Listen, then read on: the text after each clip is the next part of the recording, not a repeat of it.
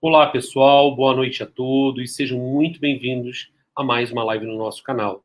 Eu tenho a honra e o prazer de receber, eu me chamo Felipe Brasil, sou dirigente do Templo Espiritualista Aruanda, e eu tenho a honra e o prazer de receber o nosso irmão, o Pai Marcos, dirigente do Templo de Umbanda, Templo de Umbanda, Flor de Estrelas Reunidas. Pai Marcos, sua bênção, meu saravá, seja muito bem-vindo. Eu agradeço demais, Pai Felipe, sua bênção, salve sua coroa.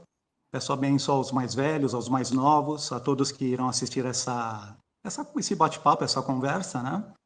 E que tenhamos uma tarde maravilhosa. Que assim seja. Para quem estiver chegando, pessoal, compartilhe a live, se inscreve no canal, marque os amigos e mande suas perguntas. Eu ressalto que essa live está sendo gravada. Ela vai ficar aqui no canal, ela foi gravada previamente, mas vocês podem interagir, mandar as perguntas, e o tema é extremamente interessante, e nós vamos entender um pouco da nossa proposta de compreender a influência do povo malê na Umbanda. E para isso a gente vai conhecer a trajetória do Pai Marcos, entender como que ele chegou na Umbanda, o porquê que ele se interessou pela temática, e aí vocês vão poder também mandar suas perguntas. Pai Marcos, tem uma pergunta clássica no nosso canal. Como você chegou na Umbanda? Foi pelo amor, pela dor, pela curiosidade? Você nasceu num berço umbandista, espiritualista? Como que foi o seu chamado? Bem, eu nasci num berço espírita, né? E não passei em nenhum momento pela Igreja Católica, não fiz primeira comunhão, não fiz catecismo, não fiz absolutamente nada, e foi até um pedido meu enquanto criança, né? Eu pedi para minha mãe não deixar eu seguir esse caminho. Aos 9 anos, foi a primeira vez que eu ouvi a palavra candomblé pela boca do meu pai, que nos levou para conhecer uma turma que era do nosso bairro na época, né? Eu morava num bairro que era predominantemente de pessoas pretas, e eles participavam todos os anos do carnaval, né? E nós fomos ver um ônibus saindo, que eles estavam indo para a avenida, para o desfile, né, da escola Vai Vai, e eu vi uma mulher preta, muito bonita, ela era porta-sala que fala, né? Porta-bandeira?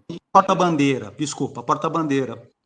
E perguntei para o meu pai qual era o significado ali, e ele explicou, né, sobre o carnaval, dentro do meu entendimento que era uma criança, e depois ele fala do candomblé, que ali era uma representatividade, né, do povo preto se manifestando culturalmente, e que aquelas pessoas que estavam ali faziam parte da religião. Mas isso ficou guardado numa caixinha, né? Para mim ali foi só aquele momento, né, de êxtase de ver aquelas pessoas fantasiadas, muito bonito, eu nunca tinha visto. Depois, aos 16 anos, 15, 16 anos, eu fazia parte de uma fraternidade espírita Ramatiz, em São Paulo, do nosso amigo José Zanarotti, José Carlos Zanarotti, que é um grande querido, né? Uma pessoa que me influenciou bastante nesse caminho. E ali tinha um trabalho, eu fazia assim um trabalho ali de ajudar naqueles momentos de auxiliar as pessoas para tomar um passe, encaminhar para a sala de palestras, e em alguns momentos eu falava algumas coisinhas também, né? E ali tinha uma sala muito diferente que já chamava muito a minha atenção, porque era uma salinha que tinha uma fotografia do Gandhi, bem grande, uma pirâmide que a gente ficava embaixo dela, e ali ocorriam algumas manifestações e entidades. E ali a entidade vinha, dava um bate-papo, uma conversa, e depois seguia o seu caminho, né? E ali, nessa fase, né, 15, 16 anos, surgiu uma entidade que eu não conhecia. Depois eu vim a saber, né, pelo gesto que era um preto velho, o pai Joaquim, e ele simplesmente me deixou uma frase que me marcou profundamente, que eu carrego essa frase até hoje. Ele me chamou, pegou na minha mão e disse: filho, a partir de agora, estude o Evangelho de Jesus, porque no dia que você vestir branco, você vai usar. E você usando, você nunca vai errar. Aquilo ficou assim, reverberando de uma tal maneira que, logicamente, eu fui estudar. O Zanarotti, ele me apresentou um autor brasileiro que ele é muito pouco falado hoje em dia, infelizmente, que é o Alberto Holden, que tem livros maravilhosos do Evangelho, traduzido diretamente do grego, entre outros livros, né? E eu comecei a devorar esses livros. Dali, há muito pouco tempo, o meu irmão, eu tenho um irmão gêmeo, né? E ele é muito diferente de mim. A pele dele é escura, ele é quase negro. Traz, assim, características muito forte afro, adora tudo que vem da África. E você pode me ver, eu sou um branquinho, né? E eu, ali naquele momento na conversa, ele disse para mim, olha, eu vou para um terreiro de Umbanda, aí você não quer ir comigo? E eu não tinha a menor ideia do que era terreiro de Umbanda, né, na verdade. Então, a pergunta clássica, como você chegou na Umbanda, não foi nem pelo amor, nem pela dor. Simplesmente eu fui. Fui lá para ver, talvez uma curiosidade, né?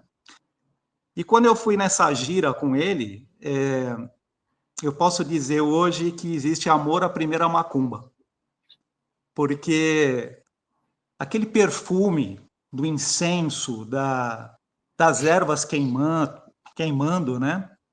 Aquela cortina fechada, então era um terreiro muito pequeno, uma salinha, né? Cabia pouca assistência e tinham poucos médiums, o atabaque ali tocando, aquilo, meu coração assim ficou muito preenchido, eu fiquei apaixonado por aquilo, né? E não passou muito tempo, o meu irmão que me convidou para ir lá e um primo junto, né? Eu acabei entrando para casa e foi muito interessante nesse dia, pai Felipe, porque foi gira de marinheiro. Tinha uma característica nessa casa, né? Chamada Tenda de Umbanda Caboclo Sete Luas. Essa casa tem 60 anos. A nossa mãezinha Catarina, sua bênção, ela está com 79 anos. Hoje ela não está trabalhando mais. Hoje é a mãe Leda que está tocando, sua bênção também, a avó Luísa. E ali eu fui tomar um passe com o marinheiro, e o marinheiro ele dava passe com um chapéu. E ele passando o chapéu ao redor do meu corpo, ele perguntou: "Ô, filho, o que você está fazendo aqui?"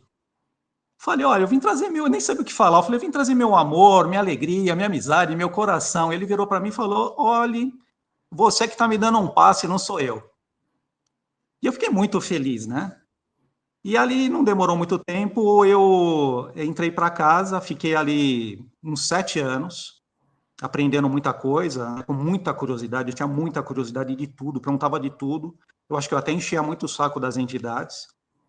E quando eu completei ali 7 anos, uma entidade, uma baiana, a vovó Maria Rosa, que eu tenho um profundo amor e reverência até hoje, ela me deitou no colo, deitou minha cabeça no colo dela e disse: "Filho, chegou o momento de você partir. A sua curiosidade, ela é imensa e essa casa, nesse momento, não vai poder oferecer o que você quer. Porque nós temos um tipo de trabalho para caridade e você agora deve buscar instrução." Pai Felipe, olha, eu chorei demais naquela noite, quando ela falou isso, né? Porque eu me senti assim, fui expulso do terreiro, né? E na verdade não era nada daquilo. Ela, na verdade, estava me dando uma orientação para aprender, porque ela finalizou: olha, um dia você vai retornar em nome de Oxalá, porque essa casa sempre vai ser sua, mas você vai voltar a outro. Bom, eu segui o que ela pediu, né? E segui a vida, né? Ela era muito jovem, 16 anos, 17 anos. E fui estudar, entrei para a faculdade e comecei a estudar muita coisa, fui aprender muita coisa. E nesse período fui estudar Cabalá, Hermetismo, magia, mapa astral, Reiki, cristais, que é uma grande paixão da minha vida, né? Inclusive eu vi uma pessoa que deu uma entrevista aí para você, falando dos cristais, eu adorei. Fui estudar muita coisa, enfim, né? Passei pela gnose, Rosa Cruz, teosofia, antroposofia. E assim, sempre com aquela curiosidade de aprender, era uma sede imensa que eu tinha, mas eu nunca perdi aquela visão de um dia que eu iria voltar para Umbanda. Então, nessas idas e vindas, eu voltava no terreiro, mas eu não vestia roupa branca, eu ficava na assistência para tomar um passe, né? E eu tinha uma grande paixão também nessa época, que era ufologia, né? Eu comecei a estudar muito, enveredar por esse caminho, e tivemos muitas experiências de contato com muitos seres. E eu vou te contar em primeira mão aqui, eu resolvi contar, isso era uma coisa que eu sempre guardei comigo aqui, né? Nunca quis contar para ninguém, mas acho que é um momento até que a gente está vivendo no planetário, né? Muitas vezes nas giras eu não via preto velho, eu via preto branco. O preto branco que eu digo, no sentido de seres que brancos de olhos azuis, cabelo loiro, altos e botas. Quando eu olhava para o pé, eu não via o pé preto, né? A forma que algumas entidades cumprimentavam não era um cumprimento que a gente vê na Umbanda hoje, né? Eles faziam uma reverência de saudação de irmão para irmão, né? E eu sempre guardei isso comigo porque eu tinha entendimento que as pessoas não iriam entender e eu poderia receber alguma discriminação e eu não queria, né? Depois que eu comecei a estudar ufologia e ter esses contatos, eu comecei a entender que há um movimento, sim, na nossa Umbanda, dessas entidades, das estrelas. Depois, explicando o nome da nossa casa, vai ficar um pouco mais claro. Uhum. Que essas entidades fazem parte, porque, como o Carl Sagan disse, se tivesse vida só, seria um grande desperdício esse universo, né, com tantos planetas, galáxias e tudo mais. Bom, indo e voltando, né, para a Umbanda, né, tomando passe e tudo, em 2006, mais ou menos, eu fui fazer um passeio para Goiânia e nós fomos com um casal de amigos, lá eu e a minha esposa, e nós entramos no centro espírita para assistir uma palestra com um autor, né? Um autor, acho que é Rogério Paranhos, o nome dele, se eu não me engano. E quando terminou a palestra, onde que nós fomos? Na biblioteca, né? Porque eu adoro ler e minha esposa também. E qual o livro que eu dou de cara? Eu até separei aqui, que é o mesmo livro que eu comprei lá, e é esse aqui, do pai Norberto Peixoto. Umbanda Pé no Chão. E quando eu olhei, né, psicografia, Ramatiz, não conhecia o pai Norberto, e eu entrei em choque ali. A minha vista escureceu, a minha esposa precisou me segurar. Eu abri numa página e aquilo foi um choque para mim, né? E naquele momento eu veio assim, está na hora de você tomar uma decisão, né? Bom, também nesse interim, frequentando o terreiro lá de São Paulo, eu ainda morava em São Paulo, hoje eu estou em Minas Gerais, há 15 anos eu estou aqui em Minas. Conversando com as entidades deram orientação para a gente que a gente deveria se mudar de São Paulo e para uma cidade pequena, porque a gente teria um trabalho a fazer, eu e minha esposa, né? E nós mudamos para cá em 2000, ela mudou em 2009, mudei em 2010, e as entidades falando que iria acontecer um movimento aqui na cidade, preparado pela espiritualidade, que devido aos meus estudos, à minha dedicação, eles estavam colocando essa responsabilidade nas minhas costas e que a minha companheira seria todo o meu apoio, né? Que isso é muito importante dentro da nossa religião. E um amigo nosso parapsicólogo, que a gente conhecia também lá do Ramatiz, né, da fraternidade, numa conversa comigo e com a minha esposa, ele jogando o tarô para a gente, né? Ele disse que a gente iria formar uma Umbanda aqui, que teriam umas diferenças da Umbanda que ela é praticada, não que ela seria melhor, mas diferente pelas características que eu carregava, e que a gente teria um trabalho junto a seres que estavam programados para fazer uma cidade em cima dessa cidade. Ela é uma cidade que ela pega o sul de Minas, um pedaço de São Paulo, e que se chama Estrelas Reunidas, por isso que é o nome da nossa Umbanda aqui.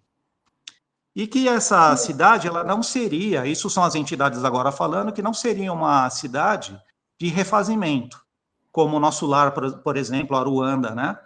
É uma cidade de estudos, onde essa cidade ela teria filósofos de todas as culturas, teriam religiosos de todas as culturas, e que tem esse nome Estrelas Reunidas porque receberia estrelas de todos os lugares da nossa galáxia e do universo.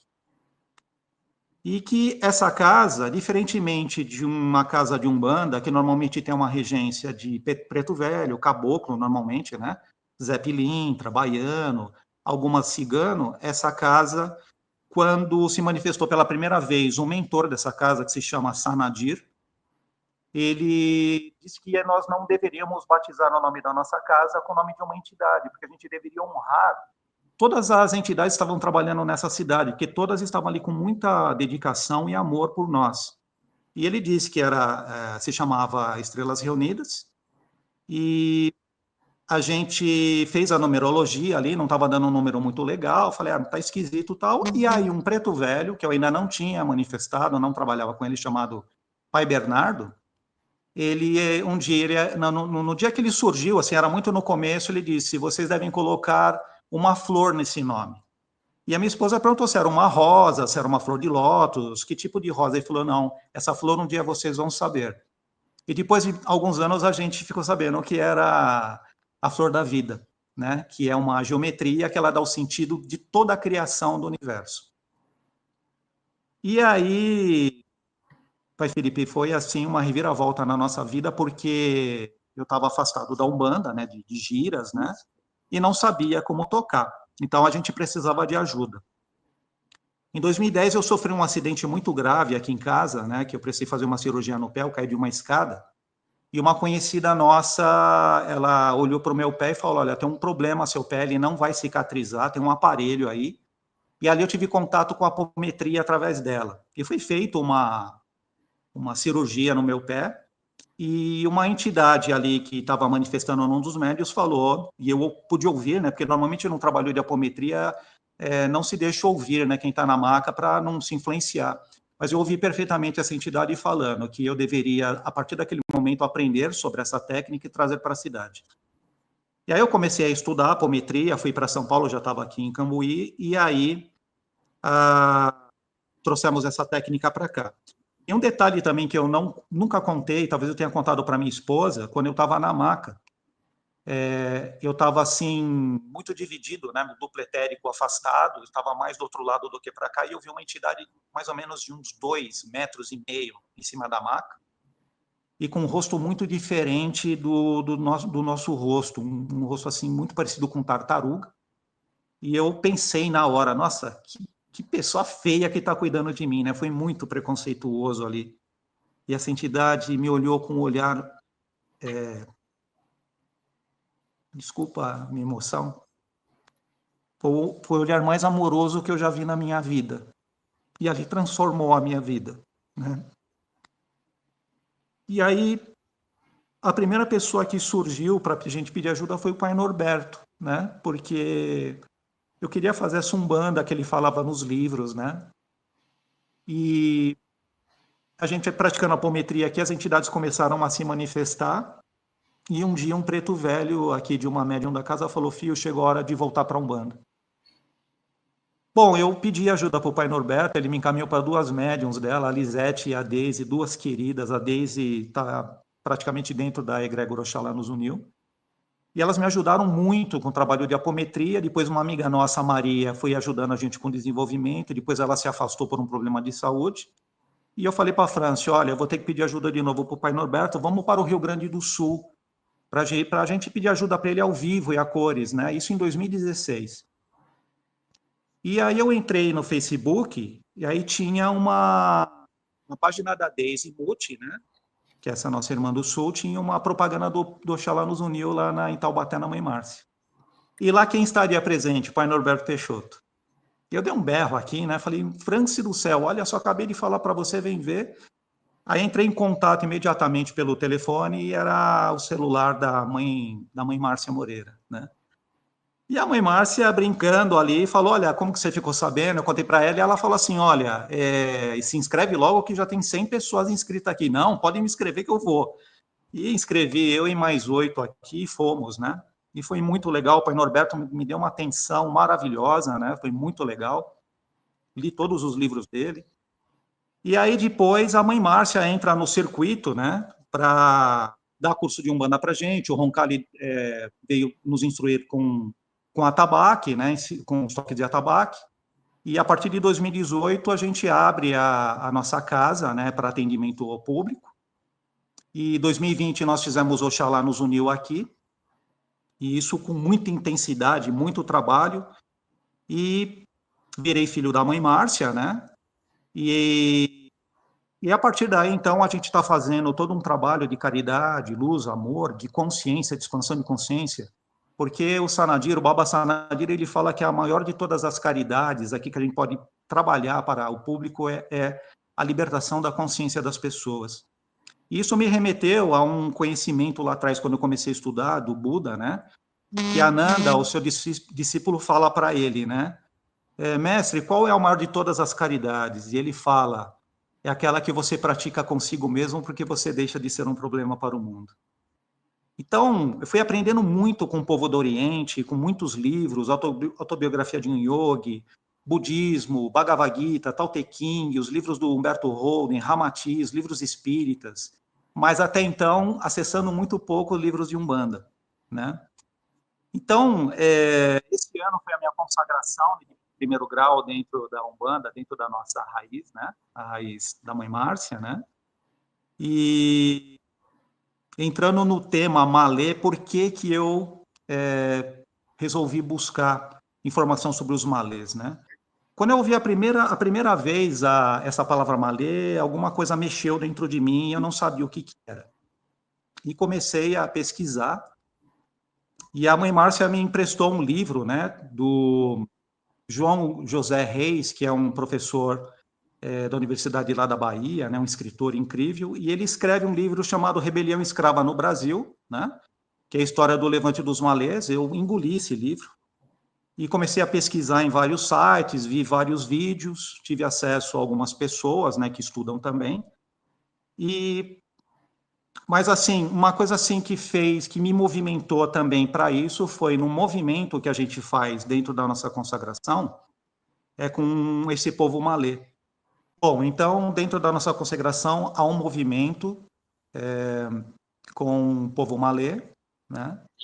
E ali, através da minha mediunidade, eu vi, através da clarividência, um negro jovem, numa faixa de 30 anos, sem camisa, e ele estava numa campina, e, e ali era eu, e ele era eu. E a gente se recolhe, né, nesse período de consagração, e num desdobramento nós nos encontramos. Mas é muito interessante, Pai Felipe, porque é uma experiência que não é como se eu estivesse vendo outra pessoa, é como se eu estivesse me vendo no espelho.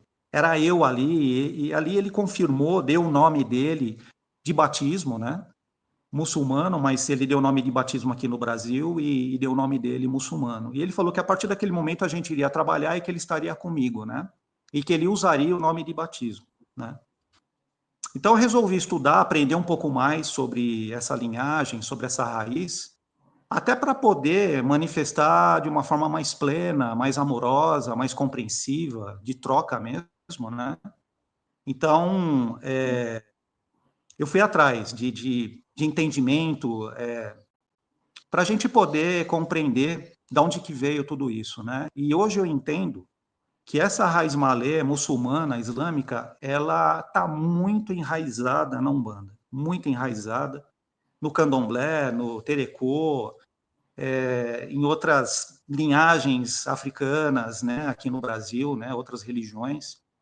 E acho que a gente deve procurar conhecer para honrar, trabalhar, resgatar e auxiliar, né? Através deles, trabalhar numa comunhão em prol da caridade, da luz e do amor, né?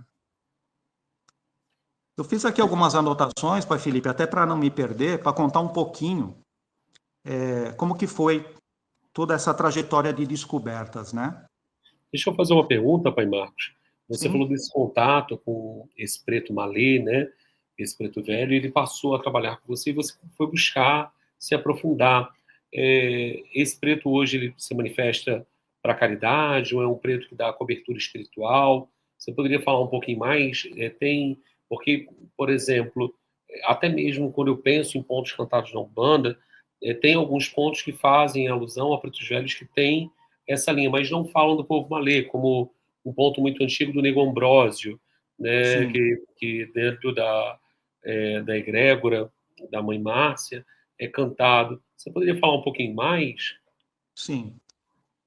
Ele deixou bem claro para mim que ele não trabalharia com incorporação para atendimento ao público, que Ok. seria um resguardo, ele faria retaguarda, nos protegendo, né, de ataques, de demandas, né, principalmente as nossas demandas internas. E ele trabalha dentro de uma estrutura de orixá de Umulu, para conquistar humildade, simplicidade, porque ficou bem claro ali que, devido aos maus tratos sofridos, né, na escravidão, e tudo que foi passado por esse povo, houve muita revolta. Então, como eles tinham muito conhecimento, a gente tem que deixar bem claro que esse povo, que vem de uma linhagem árabe, turca, eles vieram para o Brasil letrados, eles sabiam ler, escrever em árabe, e tinham um profundo conhecimento de numerologia, astrologia, tinham um profundo conhecimento de gemátria, que a gente encontra muito essa magia dentro dos saquinhos que nós conhecemos como patuá, né? Então, ficou claro ali que ele precisava reconquistar essa humildade, essa simplicidade, trabalhando na vibratória de um Mulu. Então, não haveria manifestação através de incorporação, a não ser que houvesse uma grande necessidade da minha parte, não para atender ao público nem aos filhos da casa, né? E que ali, trabalhando junto com os pretos velhos, ele estaria reconquistando a sua nobreza de alma, né? Então, ele trabalha na retaguarda. Para mim, dentro do que eu estou aprendendo com ele, dentro do que eu estou estudando, ele tem essa função de estar fazendo um trabalho em comunhão muito próximo ali com o guardião da casa, com o seu Exu Caveira. Né?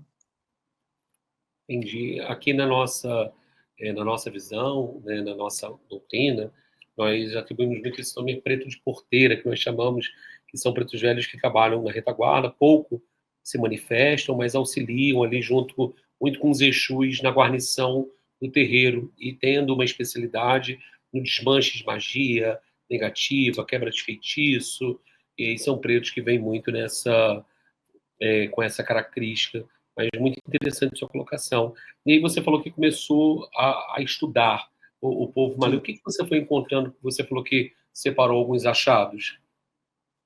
A malê, né? A palavra malê vem de malê, que é do Yorubá, né? Que significa muçulmano, né? Então, os muçulmanos, eles praticam o islamismo, né? Que nasceu através do profeta Muhammad, que nós chamamos de Maomé, que esse nome está latinizado, né?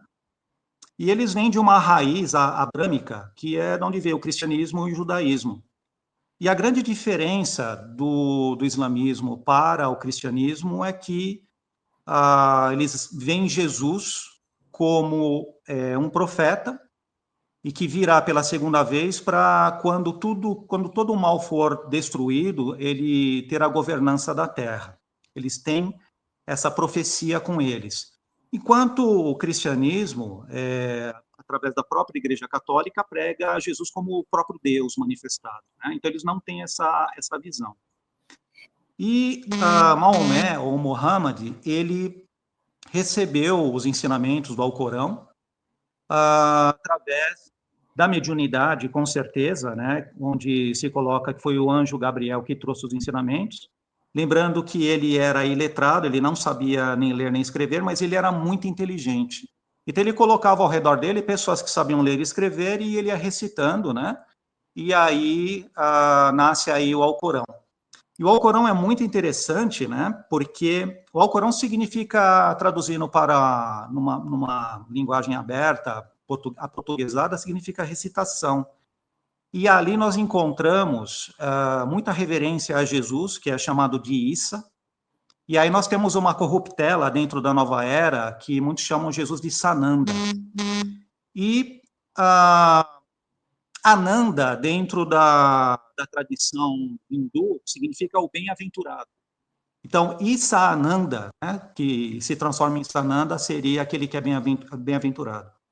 E uma outra curiosidade muito interessante é que a Mãe Maria, ela é a única mulher que é citada no Alcorão, tem um capítulo para ela inteiro, e eles reverenciam a Mãe Maria como o símbolo do amor, daquela mulher verdadeira, né? A 19ª sura, o capítulo, é uma total reverência à Mãe Divina, que ela é o exemplo para todas as mulheres. E nós temos que lembrar também que o islamismo, hoje, é a segunda maior religião do mundo, tem aproximadamente 2 bilhões de adeptos, só perde para o cristianismo. Então, veja, a gente pensando nos malês muçulmanos, a gente vê toda essa tradição, toda essa força, toda essa raiz que eles trazem dessa tradição, né? E o islamismo, eles trabalham, né? Os muçulmanos trabalham em cima de 5 pilares, né? Eles fazem orações 5 vezes ao dia, né? Eles decoram o Alcorão, todos os muçulmanos decoram o Alcorão. Eles fazem a ablução, né? Antes de fazer as orações, fazem uma limpeza, lavam as mãos, colocam uma roupa limpa, limpam o ambiente para isso, colocam um tapete e se direcionam para Meca. Então, aí já tem até uma coisa assim, que para mim bate, né? Quando eles reverenciam e tocam a cabeça no chão em direção a Meca, somos nós batendo a cabeça diante do nosso congá, né? Uhum. Também eles trabalham com a caridade, com a fé, e uma vez na vida, se for possível, eles vão para Meca, que fica lá na Arábia, né? Arábia Saudita, onde eles vão fazer uma peregrinação a Meca, onde tem um meteoro lá, e ao redor desse meteoro foi feita uma construção quadrada, que se chama Kaaba, e eles giram 7 vezes no sentido anti-horário ao redor desse monumento, que tem uma catedral que envolve esse movimento, né? A Kaaba, né? E os adeptos, eles dão 7 voltas no sentido anti-horário, rezando, orando e recitando o Alcorão. E é muito interessante porque muitas pessoas não sabem, mas a rotação da Terra, ela ocorre no sentido anti-horário. Então, eu vejo também que é uma curiosidade, claro, mas eu acho que há uma relação quando eles colocam essas orações para a Terra, né? No sentido de estarem colocando a verdade, o amor, a fé deles, que não é diferente da nossa fé, né?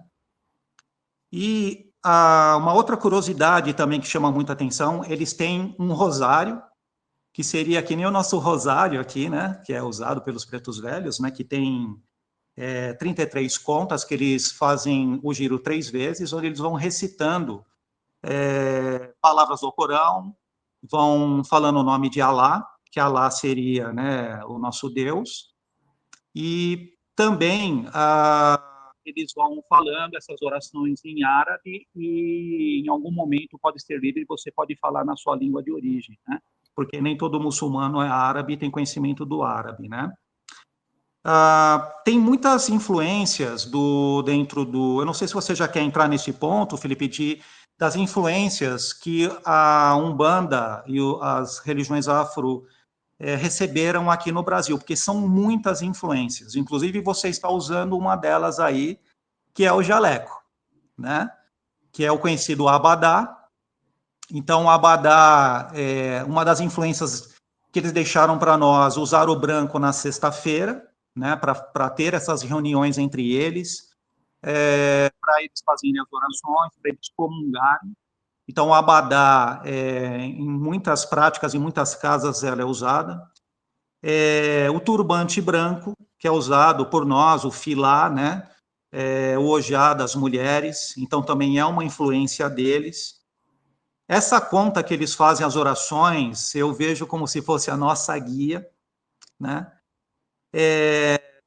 Nosso irmão Obaxanã, ele sempre cumprimentava com aláfia, né? Que é uma palavra islâmica, árabe, que tá saudando ali a boa saúde, a boa luz, né? Então também é uma influência que está ali dentro de uma tradição. Tem muitas palavras e tem muitas comidas árabes que são oferecidas, principalmente no candomblé, os amalás, né? Que vem dessa influência, né? O acarajé, o acará, entre outros alimentos, né? Então, a influência ela é muito grande. Nós temos dentro da nossa língua portuguesa mais de 2.000 palavras árabes que foi trazida, né, por esses povos, pelos muçulmanos, e que a gente usa sem saber, né? Café, por exemplo, girafa, sofá, sala, javali, tem muitas. Inclusive, há uma especulação, né? Isso não encontrei nenhum relato histórico, que a própria palavra Oxalá ou Batalá seriam palavras também que elas sofreram corruptelas e que vieram dessa linhagem, né? Não dá para confirmar isso, mas é bem suspeito, né? E nós temos também, dentro da Umbanda, ali do Zélio Fernandino de Moraes, né, que nós temos uma profunda reverência, nós temos o Orixá Malê, né, que foi um príncipe malaio, muçulmano. Ele foi a terceira entidade que o Zélio incorporou, e ele veio especificamente ali para trabalhar com desmanche de magia negra, né?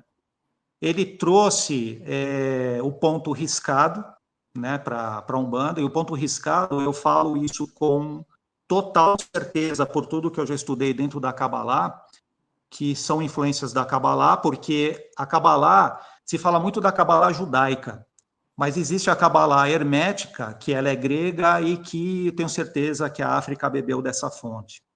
E nós temos dentro do culto a Ifá, a Kabbalah está lá dentro. E dentro do Islã, a Kabbalah com certeza está ali também. Então, os pontos riscados são assinaturas cabalísticas, né? Não quer dizer que ali esteja a assinatura de anjos, arcanjos, potestades, como dentro da tradição cristã. Mas há desenhos, né, letras, que remetem a essa cultura muçulmana, né? Ele trouxe também o ponteiro de aço, né, para afirmar os trabalhos dentro dos pontos riscados, né, desmanche da magia. E ele usava, ele não só trouxe os amalás para as comidas, né, tradicionais, para os trabalhos, como ele utilizava os amalás para desmanchar a magia também. Então, assim, a influência é enorme. Eu acho que a gente ainda, eu estou na ponta do iceberg, né? Eu estou assim, muito curioso para descobrir mais coisas, porque a influência, ela é notável, né? Ela nos remete, eu converso com a minha esposa aqui, eu falo uma coisa para ela, olha, é muito interessante como o muçulmano parece que ele é mais cristão que o próprio cristão, porque ele tem o Alcorão inteiro, decora, usa, né, naquela época onde teve a revolta dos malês, em 1835, eles usavam, né, pela tradição mandinga, né, que vem da região uma região da África, eu esqueci agora, mas é uma região da África que eles traziam sacolinhas, né, de couro, carregavam e dentro tinha uma oração ali muçulmana ou tinham símbolos. E esses símbolos eu reforço novamente, né, que eram gemátrias ali com símbolos da astrologia e da Kabbalah. Então eles tinham um profundo conhecimento. Essa tradição ela ainda existe na Nigéria. Aqui no Brasil existe ainda essa tradição na Bahia, né? Existem muitos lugares onde pessoas que têm um profundo conhecimento de toda essa tradição e são muçulmanos, trazem essa informação entre eles e trabalham entre eles, que eu tenho certeza absoluta. Os muçulmanos têm um profundo conhecimento de magia e dentro dos estudos também se chega a... Existe uma linhagem de estudiosos dentro, que são os imãs, né, que são aqueles que fazem as orações dentro das sinagogas, né, dentro das mesquitas, aliás, e aí tem uma relação direta com os babalaus, né, os babalaôs, porque isso teve um amalgamento lá na África, onde eles trocavam informações. Então, os muçulmanos, eles entraram ali pela África, através da Etiópia, né, em 613, onde ali estava começando, né, essa religião, o islamismo, e a partir de 630 é que ela avança, né, por toda a África, principalmente na área setentrional, na região norte, e hoje, a título de curiosidade, a África ela tem 54 países, mais de 60% é muçulmana. Uhum. Então, ali é muita linguagem, é muita cultura, é muito entendimento, né, de culto, orixá, inquice, tem muita coisa ali, né? Então, e às vezes eu acho assim muito interessante muitos dirigentes ficarem brigando, a Umbanda significa cura, Umbanda tem outro significado, não importa, né? O importa é a gente resgatar o que todas as tradições estão trazendo e a gente convergir num denominador comum, né, que é trabalhar para a caridade e para o amor, porque se a gente visitar 100 casas, cada casa vai trabalhar dentro de uma linhagem, dentro de uma tradição e dentro de uma raiz, né? Então, são muitas influências e é muito interessante como nós aprendemos, principalmente na escola, né, que essa invasão ela ocorreu na África através de guerras. E não é verdade. Os muçulmanos eles entraram a partir de 630 na África, através ali da Tunísia, principalmente através do comércio, né? E existiam as religiões autóctones ali, originários, né? E foi se misturando, teve esse sincretismo, o amalgamento mesmo. E eles entraram também através de uma outra tradição que ela não, ela é o outro lado da moeda muçulmana, né? Que é o sufismo. O sufismo, ela traz a poesia, traz a música, traz os instrumentos musicais, o pandeiro, por exemplo, né, as violas, e onde a pessoa mais conhecida do sufismo é o Rumi, né, que foi um poeta que viveu na Turquia, né? E nós temos os derviches, que têm essa tradição até hoje no mundo árabe, onde eles giram no seu próprio eixo, e com a mão direita para cima e a mão esquerda para baixo, onde eles captam as bênçãos de Alá e entregam através da mão esquerda para todos os povos, né, para todas as tradições. E nesse giro que eles fazem também é anti-horário, que é uma curiosidade. E o que me chamou muito a atenção é que muitos caboclos, os médiums giram também para incorporá-los, né? Então, eu acho que a influência é muito grande, tem muito a ser estudado, muito a ser resgatado. É um campo de pesquisa enorme e eu estou me propondo a resgatar, estudar, para trazer isso para a nossa casa e para as casas, para a Umbanda, né?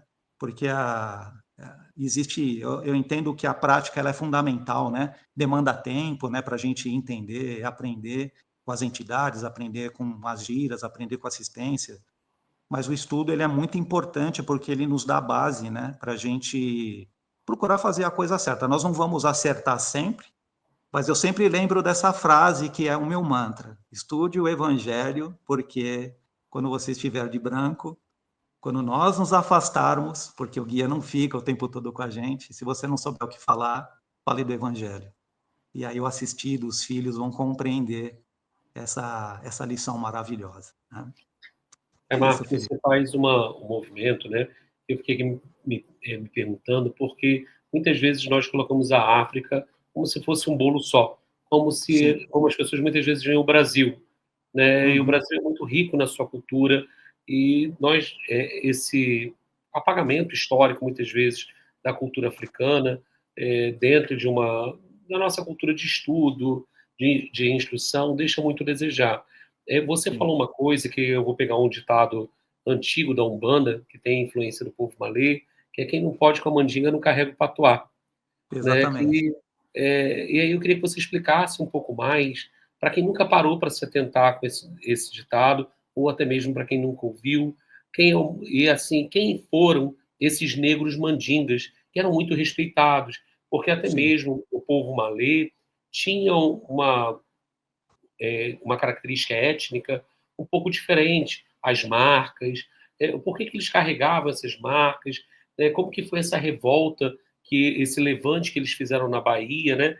Foi um sim, levante muito importante lá no início do século XIX, aonde talvez eles não fossem denunciados, né? Ali, se eles não fossem delatados, talvez culturalmente estaremos num outro processo na Bahia ali com o povo muçulmano. Fala um pouquinho disso para todos nós. os mandingas, eles vieram de uma região ali da Nigéria, principalmente, né? E os mandingas, até quando eles, até pegando um gancho desse ponto, né? Que é um ponto que a gente canta dentro das nossas giras, né? Quando há possibilidade. Os mandingas, eles foram traduzidos para a nossa língua aqui como feiticeiros, né? Como aqueles que têm conhecimento da arte da magia. E esses negros, eles passavam por muitas consagrações, vamos dizer assim, muitas iniciações. E cada consagração, cada iniciação, eles recebiam uma marca no rosto. E essa marca era um sinal de respeito. Isso ocorre até hoje lá na África, né? E esses negros, alguns que chegaram no Brasil com essas marcas, obviamente sofriam mais discriminação, né? E pegando até o gancho que você disse sobre a revolta, né, dos malês, né, que ocorreu em 25 de janeiro de 1835.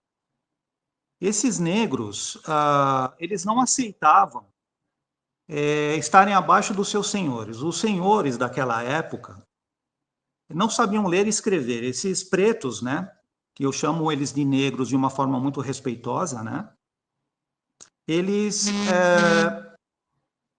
eram letrados, eles sabiam ler, escrever, né, e muitos deles, que é uma das razões de eles terem se envolvido com a revolta, todos eles tinham um conhecimento, eles foram treinados militarmente. Por causa das próprias revoltas que aconteciam, as guerras que aconteciam na África, por conta, às vezes, de coisas muito bobas, né? De disputas de mina de ouro, de rota de importação, alguns produtos. Então, eles guerreavam, e ali, por volta do século XV, eles receberam ali a visita dos europeus que viram como um negócio ali, né? A escravização e os próprios vencedores capturavam, né, os irmãos de outras tribos e outras etnias e vendiam, né? Então, a história da escravização, ela sempre ocorreu na história planetária. É imoral, mas existiam leis na época. Isso ocorreu na época romana, na própria no Egito com os judeus, né, os hebreus, né? Então, isso ocorreu na África. A gente não pode fechar os olhos para isso, né? Que ocorreu a escravização entre vencedor e vencido lá, eram vendidos para os brancos e eles foram trazidos para o Brasil. Então, a revolta que ocorreu aqui, os pretos, de uma forma em geral, eles sofriam muitos abusos ali. Abusos sexuais, humilhações públicas, torturas, violências físicas, psicológicas. Então, aquilo foi alimentando. A revolta dos malês, ela não foi a mais importante, já tinham ocorrido outras revoltas, mas essa é a mais documentada que existe hoje. Existem documentos registrados, por isso que tem esse livro do professor João José dos Reis. Ali, a partir do momento que eles começam a conversar entre eles, só eles falavam árabe, e quem queria aprender, né, principalmente os nagôs ali, queriam aprender árabe, então eles recebiam as instruções, os ensinamentos, né, e eles foram formatando essa revolta, né, num dia muito específico dentro do islamismo, que é o Ramadã, uma comemoração que ocorre entre os muçulmanos, né, que é um mês de jejum e prece, onde eles comemoram ali a revelação do Alcorão, né? Então é um período que eles fazem jejum, reuniões entre eles, muita prática religiosa, né? Então eles escolheram especificamente esse dia por eles se sentirem purificados. Foi no dia 25 de janeiro de 1835, onde nessa data haveria a comemoração, um domingo, né? Da festa de Nossa Senhora da Guia. Então ali eles concordaram que era um momento onde o povo estaria disperso e eles teriam um sucesso ali, né, em sua revolta para alcançar, né, uma libertação, né. Mas a gente tem que lembrar, antes disso, que existem alguns fatores que ocasionaram a revolta, né, além desses abusos que eu coloquei anteriormente, né. No Islã, não é admissível uma pessoa escravizar outra. Então, isso para eles era, assim, uma agressão muito grande, né. No mesmo período ocorreu a destruição de uma mussala, né, que é uma sala de orações, onde eles se encontravam, numa propriedade de um britânico chamado Weber Henker. E então também isso provocou muita revolta entre eles, né, porque eles não tinham liberdade religiosa, né, eles praticavam as suas orações, oblações, de uma forma escondida, não podia estar diante dos senhores, né, porque eles foram ali, passaram por uma conversão, né, para a Igreja Católica, né.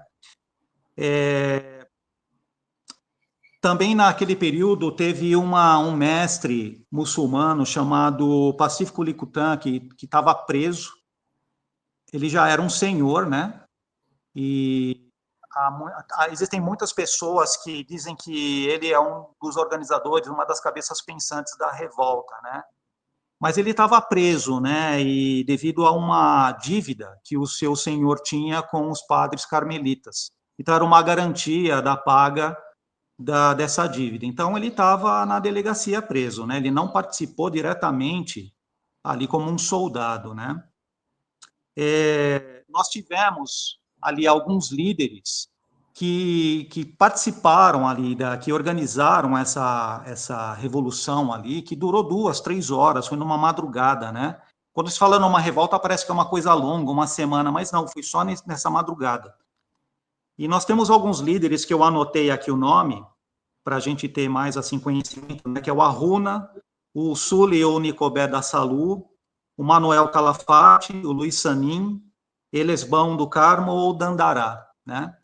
E todos eles ou foram presos ou foram mortos nessa revolta.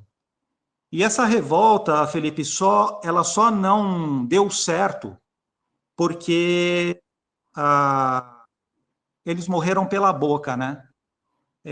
Muito provavelmente aqueles que não falavam árabe conversavam entre eles perto de outros escravizados ou até mesmo libertos, e ali eles estavam combinando, né, a revolta, em que momento fazer e da onde viria as forças, né, que se uniriam, porque não era só ali em Salvador, né, tinham outros lugares do Recôncavo ali que estava tendo essa organização.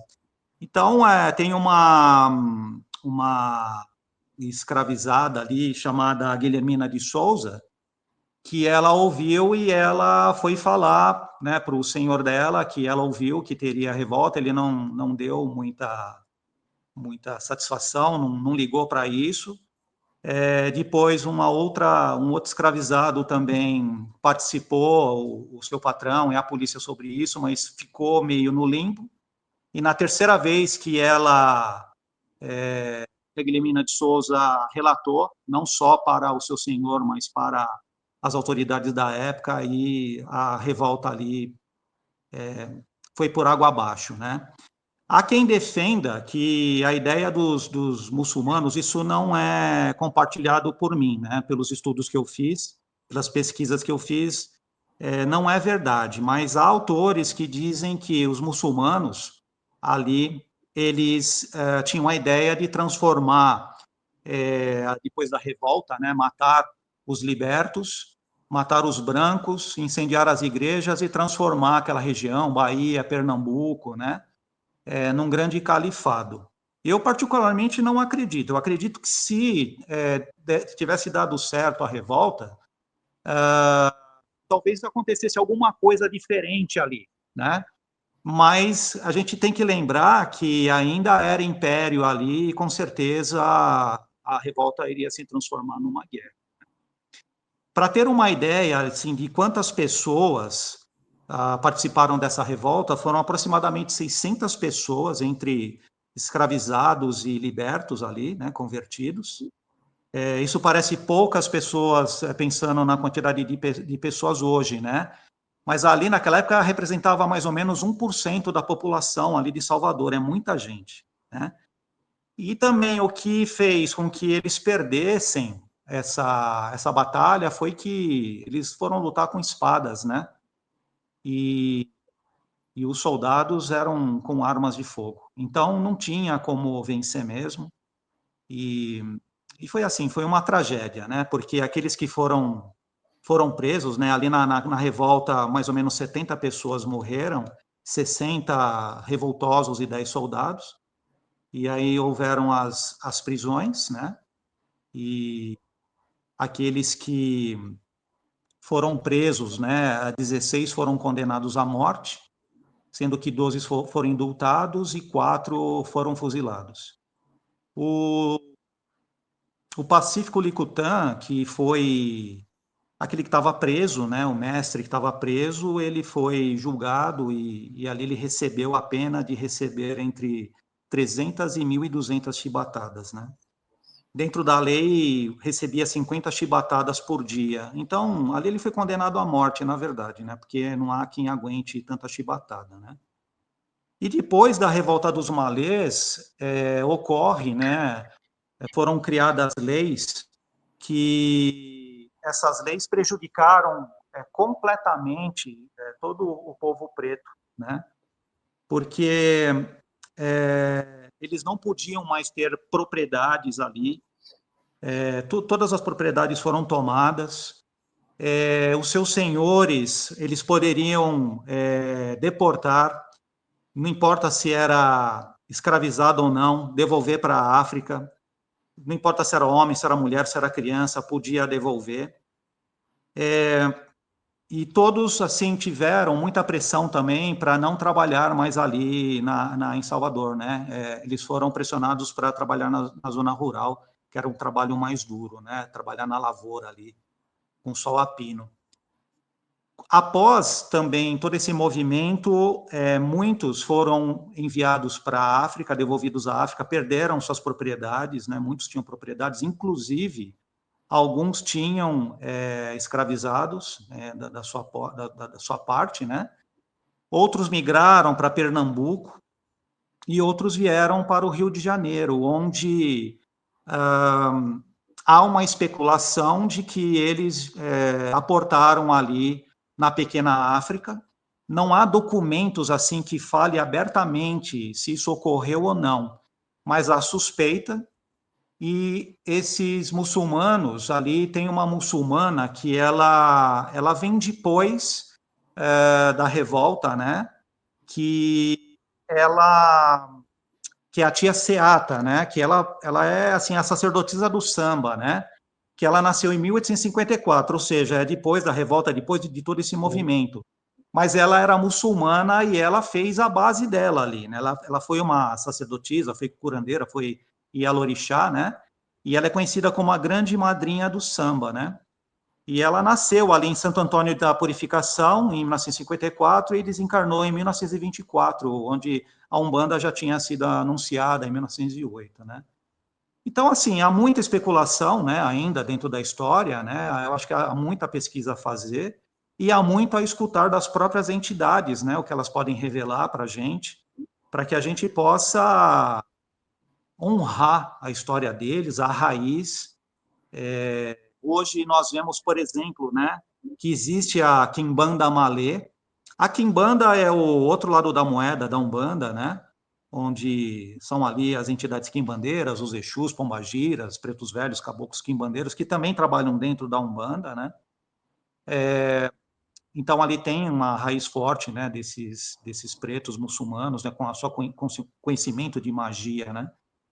Então assim, Felipe, é uma história que para mim toca profundamente, porque isso mergulhou em mim, né? Depois da minha consagração aí de uma forma muito profunda, e também porque a gente não pode apagar da nossa história, né? A gente não pode embranquecer a Umbanda, não pode escurecer a Umbanda, não pode amarelar a Umbanda, não pode colocar vermelhidão na Umbanda. A Umbanda é Umbanda, né?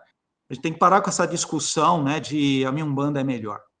A Umbanda é Umbanda, não importa como ela é feita, desde que tenha os seus princípios, né, éticos, morais, pregado pelo Evangelho, pregado pelo Islã, pregado por todos aqueles que nascem com esse propósito que se transforma com o decorrer, né, da jornada da caminhada em missão, né?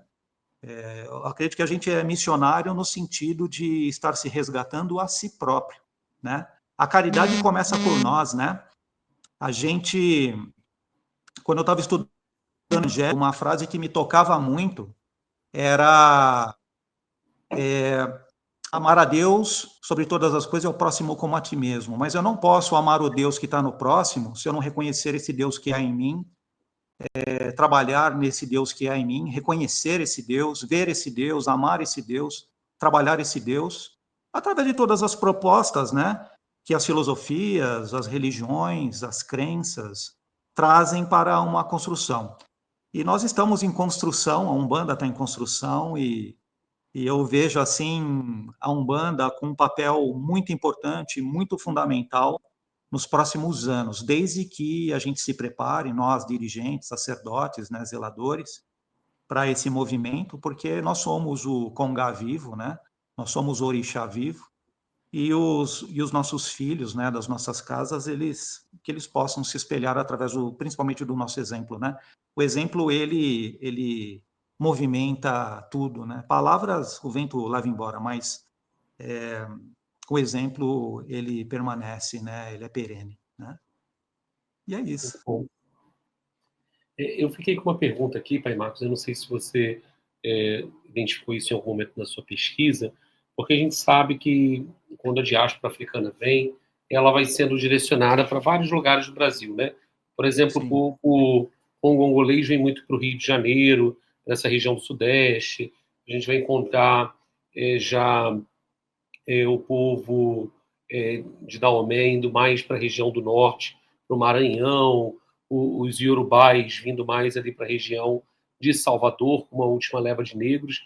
O povo malê, você citou Pernambuco, você cita Salvador, tem mais alguma outra região? Porque depois eles fazem um processo de migração para o Rio de Janeiro, né? E começam a sim. se espalhar. Mais alguma outra região ali do Nordeste? Porque na época não existiam talvez todos os estados, em algum momento eram capitanias também, né? E a gente está falando que, por exemplo, entre Salvador e Pernambuco, temos aí Alagoas, temos Aracaju, que estão ali no meio, né? Você sabe dessa Sim. influência? Localizou algo ou não? Não localizei. Provavelmente existam documentos, né, falando sobre essa migração deles, principalmente quando houve após a revolta, né, que surgem essas leis, né, e também a deportação daqueles que estavam ali e foram discriminados, né. Muito provavelmente, Pai Felipe, eles foram para essas regiões também, mas o que marca muito mais é principalmente a vinda deles para o Rio de Janeiro, né? Segundo relatos, documentos do livro do João José, né, dos Reis, e ali na região de Pernambuco mesmo.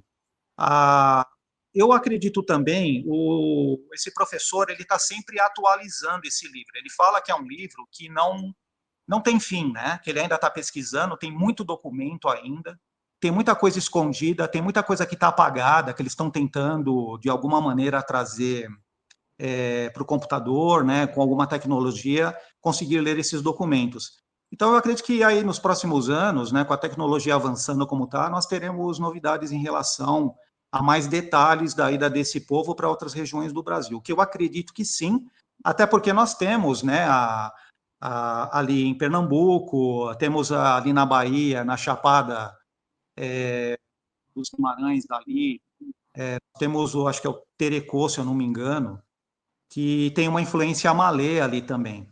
Então, para mim não há dúvidas que houve uma influência na região e que alguém ali com conhecimento muçulmano deixou a sua marca, mas não há um registro histórico em papel, por enquanto, né? Entendido. Agora, uma outra pergunta também, né, sobre o Templo de Umbanda Flor de Estrelas Reunidas. Como que foi para você, dentro da sua caminhada espiritual, você perpassou por várias filosofias, você bebeu em muitas fontes, e aí a gente está falando praticamente de uma Umbanda com uma perspectiva muito universalista, né, congregadora. Como você conseguiu convergir trabalhos como apometria, terapias alternativas, né, dentro do templo de Umbanda, com a presença dos caboclos e dos pretos velhos? Porque uma coisa que eu noto, Pai Marcos, nós temos geralmente uma visão sempre muito preconceituosa. Nós aprendemos e nos desenvolvemos a nossa subjetividade muito preconceituosa desde a nossa concepção. Mas eu não noto os guias espirituais sendo preconceituosos. Eu não vejo, nunca vi até hoje um caboclo, um preto velho perguntar assim: qual a sua religião? Qual a sua orientação sexual? Qual o seu partido político? Eles simplesmente acolhem. Porque se a gente fosse parar para ver, né, até mesmo, a gente fala de povos originários que baixam no terreiro e quando viveram encarnados eram antagônicos. A mesma coisa negros. E ali a gente, na Umbanda, a gente tem esse momento de congraçamento, os espíritos vindo para uma única bandeira. Não importa se é uma bandeira mais africanizada, mais universalista, mais espírita, é Umbanda, está fazendo bem, está transformando consciência, que o nosso norte seja o evangelho. Como que você fez isso? Como que você vê? Você enfrenta desafios, preconceitos? Como que é a sua vivência sacerdotal e praticante de Umbanda nesse aspecto? Bom, eu estou numa cidade pequena, né, Pai Felipe? Nós somos aqui em 30 mil habitantes, uma cidade predominantemente católica, como a maioria das cidades mineiras, né? Temos também várias igrejas evangélicas. Mas eu posso dizer assim, que eu tenho hoje 34 filhos, né? Esses filhos vieram da Igreja Católica, né? E quando eles chegaram até mim, no princípio não era ainda Umbanda, né? Isso foi uma construção. O que eu percebi era uma sede enorme de conhecer, uma sede enorme de pertencimento a algo, uma vontade enorme de congregar e pertencer a uma família, através de um conhecimento, através de uma amizade, através de um trabalho onde haveria uma construção principalmente através do conhecimento, né? Nossa casa é uma casa de Xangô, né? Xangô e Iemanjá da Guia. E Xangô além de todos os seus atributos de justiça, também tem o seu atributo de conhecimento e sabedoria. Então, um dos pedidos aqui que o Baba Sanadir, que ele é o chefe da nossa casa, juntamente com o Pai Pena Branca e com o Pai Bernardo, né, o Caboclo e o Preto Velho, respectivamente, o que eles pedem é para a gente estudar e sempre olhar não com os olhos, mas olhar com o coração, porque todos os conhecimentos, tudo que existe em termos de religião, eles tiveram um movimento único entre os nossos antepassados, né? Nós pegamos os nossos antepassados, você pega, por exemplo, no começo do século passado, nós éramos 1 bilhão de pessoas encarnadas, hoje nós somos 8 bilhões. Quer dizer que do século passado até agora são 7 bilhões de pessoas, né? De onde vieram essas almas, né? E se a gente retroceder para assim, a época de Jesus e até anteriormente, nós vamos ver que a população da Terra ela era muito menor que isso, né? Então, esses povos, eles eram nômades. Eles vagavam pelo mundo para buscar alimentos, até que, em algum momento, receberam presentes dos deuses, né? E começaram com a agricultura. Então, eles se fixaram, né? E também, nessa fixação, eles começam a adorar, né, os deuses, que nós podemos dar aqui vários nomes, né, dentro de todas as culturas. Se nós pegarmos Orixá, Enkice, pegar os deuses nórdicos, pegarmos os deuses hindus, nós vamos ver que eles têm características muito aproximadas, né? São os nomes que mudam, né? Então, o que eles ensinam para a gente é que a raiz ela é única dessa árvore. A Umbanda é uma grande árvore que ela ainda está em desenvolvimento, que a semente ela está no nosso coração. E ela desabrochou e ela está enraizando cada vez mais profundamente para a nossa ancestralidade no centro da Terra e que ela está expandindo em sua copa através de seus galhos, flores, frutos e crescendo cada vez mais para o céu, para encontrar esse sol que a gente pode chamar de Cristo, Oxalá, Tupã, não importa o nome. As entidades não importam com isso, né? A gente que bota dentro de uma caixinha cartesiana, né? Então, ali, através da prática da agricultura, nasce a cultura. E essa cultura, ela vai movimentar, ela faz com que nasça a religião. Então, eu vejo a Umbanda como a Umbanda mais agregadora, a religião mais agregadora que existe, porque ela agrega tudo, ela converge para tudo, e sem perder a essência, né? Porque a essência qual que é? Todos vestem branco, a prática da caridade, o nosso livro é o Evangelho, no nosso caso, mas a gente não lê só o Evangelho, a gente lê o Bhagavad Gita, Tao Te Ching, lê outras obras, tem muitas obras maravilhosas, né? E a Umbanda, ela é amor. Então, a Umbanda, ela nos prepara para um dia não ter mais a religião enquanto instituição. Eu acho que ela nos prepara para um dia nós vivenciarmos verdadeiramente o amor. O amor pleno, o amor onisciente, onipotente, onipresente, porque, como Jesus disse, né, vós sois deuses. Então, a gente ainda está num processo de aprendizado, de resgate disso, de lembrar quem nós somos. Então, aqui, eu sofri muito pouco preconceito, mesmo sendo uma cidade católica, né, e alguns pontos evangélicos, sempre houve uma convergência de aprendizado, de muito amor, muita amizade, né, e é uma casa que, assim, a gente procura estudar bastante, e nós temos quatro trabalhos aqui na casa, né? Nós temos a Umbanda, propriamente dita, que é um rito igual a todas as outras casas de caridade, de assistência, né? De diálogo, de guiança, né? Como a gente fala, a entidade não está aqui para pagar conta, arrumar namorado, dizer nome de cachorro, né? As entidades estão aqui para dar um norte para a gente, então é a gira, né? Então a gira ela é o sustentáculo de tudo que a gente faz de restante. A Umbanda é a raiz, né? Nós temos a apometria, que é uma umbanda geral, porque ali manifesta todas as entidades ao mesmo tempo quando há necessidade. É um trabalho muito direcionado, né? É um trabalho magístico, né? Então, todo esse cabedal de conhecimento que eu busquei anteriormente me ajuda muito no trabalho de apometria e auxiliar as entidades que vêm atuar dentro da apometria, né? Nós temos o nosso benzimento, que ele ocorre à distância, porque o nosso terreiro ele fica na zona rural, então tem pessoas que têm dificuldade para chegar até aqui, então a gente faz à distância usando a física quântica, né? Não tem distância na física quântica, né? O elétron que está aqui conversa com o elétron que está lá.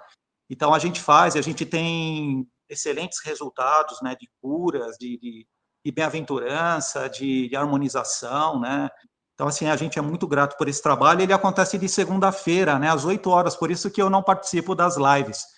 Mas eu já me comprometi a fazer agora que nós vamos entrar em férias, pode ter certeza que eu vou ver todos os vídeos aí do canal. Já vi vários e reverencio todos aqueles que vêm com seus conhecimentos e saberes aí. São nossos irmãos de coração com a sua sabedoria e seu caminhar, sua trajetória. É muito bacana isso, né? Que a gente possa convergir cada vez mais para esse centro onde a gente se une, né? E nós temos um outro trabalho que ele iniciou esse ano, que foi o Caboclo, o Pai Pena Branca, que trouxe aqui na casa, que ele é o movimento dos tambores. Ele fala que o tambor, ele é o batimento, quando o tambor toca, ele é o batimento do coração da terra. E que a terra, ela está acordando nesse momento para uma nova era, uma era de ouro, e que ao tocar os tambores, seja os atabaques, seja os tambores xamânicos, né? Sem a conotação xamânica, mas no xamânico no sentido de você resgatar quem é você, né? Nós tocamos esses tambores e ao tocar o coração da terra, a terra toca o nosso coração. Então, o Caboclo fala que quando nós tocamos o coração de todos os sacerdotes, de todos os dirigentes, de todos os zeladores, de todos os filhos da Umbanda e de todas as religiões. Em contrapartida, o Baba Sanadir, sendo um oriental, né, um hindu, as giras aqui do povo do Oriente é uma gira muito diferente, porque desde o princípio ele pediu para nós não tocarmos os tambores, porque eles trariam um outro movimento para casa. E esse movimento, ele pediu para nós tocarmos sinos. Então, nós temos vários sinos aqui na casa, sinos de metal, né? Nós temos sinos de cristais. Então, na gira, que é de aconselhamento também, não muda nada. A única coisa que muda é o movimento, né? O elemento, sai o tambor e entra os sinos. E no movimento dos tambores que ocorre na casa, nós introduzimos o sino junto, porque nós fazemos o movimento do tambor elevando essa energia para os céus, e os sinos trazem o movimento dos céus para a terra. E a gente fica no centro, como se fosse uma maçã. Isso dentro da física quântica é o torus, né, que todos os planetas têm, todos nós temos, né, que é o movimento da energia telúrica com a energia cósmica e vice-versa. Então, esse movimento chegou muito forte na nossa casa e é um trabalho de cura que está sendo feito, né?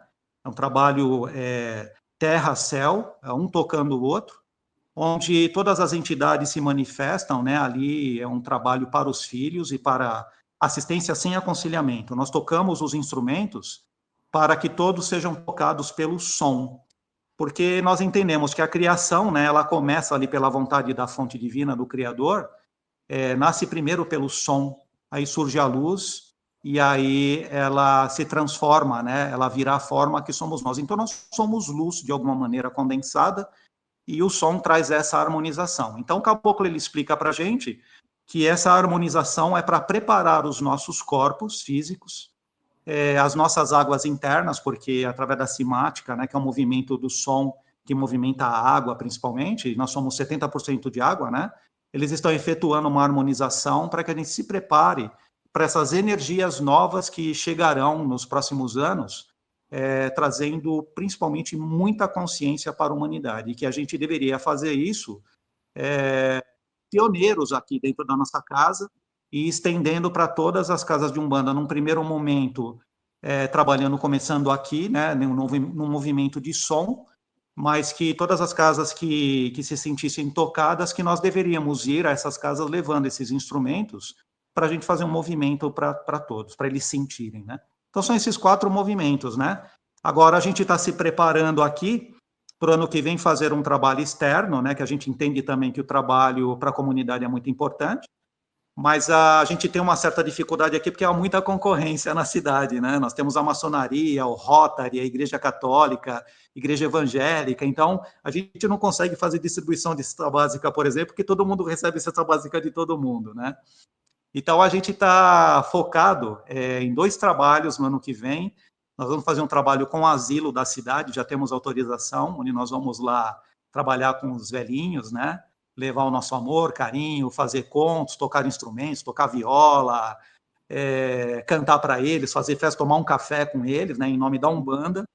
E também um trabalho que nós vamos fazer aqui, já também está certo para o ano que vem, nós vamos trabalhar com os tutores, os pais, parentes dos autistas. Porque os autistas, pai Felipe, é uma grande dificuldade, né? Existem vários graus de autismo, e eles já têm toda uma assessoria, né, médica, psicológica, dentista e tudo mais, mas aqueles que cuidam deles, não. Então, eles têm muita dificuldade, né? São pessoas que não conseguem dormir, são nervosas, depressivas, muitas com ansiedade. Então, nós vamos fazer esse trabalho de cura com som com eles. Então, eles virão até aqui, vão deitar nas esteiras de palha, né? As de cisas, né? E nós vamos fazer esse trabalho de som, e se houver manifestação das entidades para ter uma conversa, para dar um passe, isso ocorrerá naturalmente, porque é um local está seguro, né? Tem toda a segurança aqui dos guias, né? Interessante, pai Marcos. Eu só tenho a agradecer a sua generosidade, a fala, o ensinamento, né, o trabalho com o povo do Oriente, né, esse trabalho na Umbanda, a pesquisa sobre o povo malê, o quão rico, né, tudo isso é para nós umbandistas, abrirmos a nossa mente, os nossos horizontes e vermos, né, que eu converso com muitas pessoas do eixo Rio-São Paulo, né, e que a gente está vendo aí uma Umbanda acontecendo no interior de Minas, uma cidade de 30 mil pessoas, né, assim, uma cidade pequena, e a Umbanda está aí marcada. Essa Sim. raiz de Umbanda, né, dessa grande árvore de Umbanda e seus galhos, ela vai longe.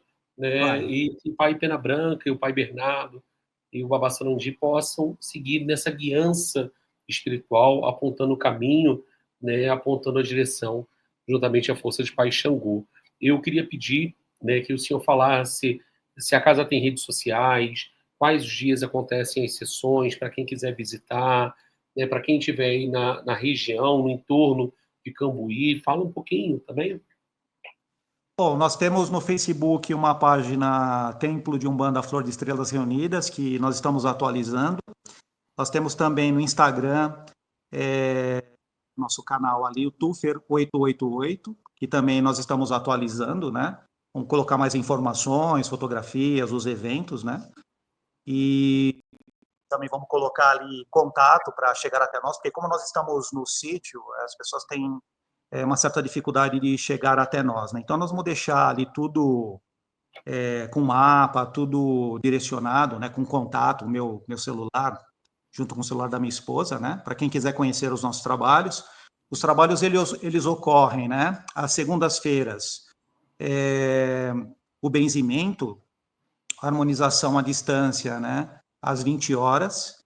Então, a gente sempre dá instrução à pessoa que passa os dados, né? O seu nome completo, a data de nascimento, o endereço e o motivo, que nesse momento, das 8 às 8h30 até às 9 horas, ela fique recolhida, né? Num canto, em oração, e coloque um copo com água do lado dela para ela beber no final do tratamento, né?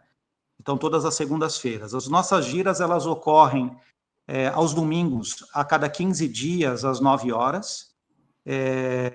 Nós fazemos gira ao domingo para contemplar os filhos que moram em outras cidades, né? Tem filhos que moram em Jundiaí, que é longe, Pouso Alegre também, que é longe daqui, e outras cidades.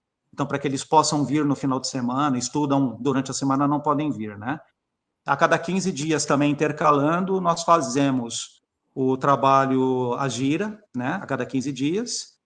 E intercalando nesses 15 dias, tanto no domingo como na terça-feira, nós fazemos a apometria, quando há necessidade. A apometria, o nosso trabalho é muito criterioso, Pai Felipe, porque a gente é assim, não é porque a pessoa quer fazer, né? Eu quero uma apometria aí. E a gente pergunta o motivo, e muitas vezes são motivos assim que não tem motivo, né? Eu quero saber quem eu fui na vida passada, não é a razão de ser da apometria, né? É um trabalho de desobsessão, um trabalho de harmonização e cura. Então, para passar na apometria, tem que ter autorização dos guias-chefes da casa, não são os guias da casa, são os guias-chefes que autorizam, né? E tem todo um caminhar para chegar até um trabalho de apometria, que é frequentar a casa, tomar passe, conversar com os guias nas giras, né? Conhecer o trabalho. E o outro trabalho que a gente faz, intercalando, né, é esse trabalho com os instrumentos musicais, né, que são vários, nós já estamos aí com mais de 50 instrumentos, né, temos os músicos da casa, onde nós trabalhamos a nossa harmonização, a nossa cura, né, interna, o nosso contemplar interno, a nossa meditação através do som, para que a luz resplandeça e através da forma a gente manifeste essa umbanda que a gente acredita, que a gente faz e que a gente ama. Então, são esses trabalhos que a gente procura proporcionar para as pessoas. Muito bacana. Pai Marcos, eu peço sua bênção, meu saravá fraterno. Quando vier ao Rio, venha visitar o TEA, será um prazer recebê-lo. Eu agradeço muito pela partilha do conhecimento, em nome de todos os irmãos que aqui estarão assistindo, todos os irmãos que são de outras casas, recebam nossas vibrações positivas, a fim de que vocês possam seguir esse trabalho caritativo. Minha gratidão. Muito obrigado, Pai Felipe, minha gratidão de coração. Me sinto muito, mas muito honrado de participar do seu canal. Parabéns, nós precisamos de mais canais como o seu, com inteligência, com sagrado, com amor, né? Porque todas as lives que eu pude assistir, eu vi que as pessoas trazem o seu melhor. E o melhor de um é o melhor para todos. A gente tem assim banquetes e banquetes no seu canal para saborear durante muito tempo, e pode ter certeza que nas minhas férias eu vou saborear. Muito obrigado. Muito obrigado. Pessoal, eu agradeço a vocês. Como eu falei no início da live, essa live ela foi gravada, mas vocês podem mandar suas perguntas. Eu agradeço a todos os dirigentes, filhos de outras casas. Coloquem a hashtag da casa de cada um de vocês.